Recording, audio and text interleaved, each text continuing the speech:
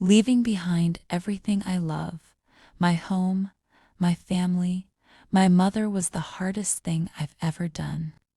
I was only 20, a young bride who didn't know how cruel life could be. When I moved to a new country with my husband, I thought I was starting a beautiful new chapter, but instead, I was stepping into a nightmare I could never have imagined. Before we moved, we lived with my parents. Life wasn't easy, but I felt safe, surrounded by love. My mother was my world, my anchor, my source of strength. Saying goodbye to her felt like losing a piece of my soul. I didn't know then how much that goodbye would haunt me.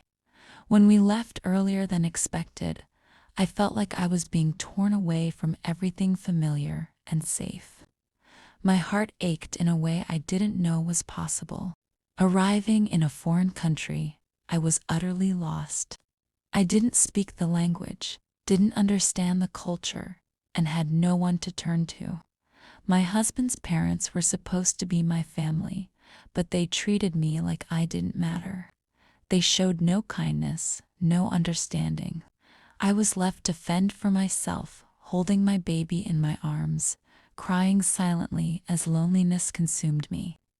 My husband, too afraid to stand up to his father, offered no support. I was utterly alone. The pain of that time still lingers. I remember how sick I became from the overwhelming sadness, how my body seemed to give up under the weight of my broken heart. I saw doctors, but no one could heal the emptiness I felt. Slowly, I forced myself to adapt. I learned the language, found a job, and began to build a life. I worked tirelessly to provide for my family because my husband struggled to do so.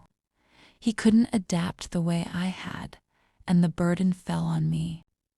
Over time, I accomplished things I never thought possible. I grew stronger, earned a living, and even managed to buy a house. Yet, no matter how much I achieved, the wounds inflicted by my in-laws never healed. My mother-in-law's words still echo in my mind, cutting deep. She once looked at me and said, "Other women have their mothers with them. You don't." She had no idea how much those words hurt her. Maybe she did. And then there was my of Nila. I will never forget the night he told me to leave his house. I was holding my baby, desperate and vulnerable. My husband had been drinking, and I didn't feel safe.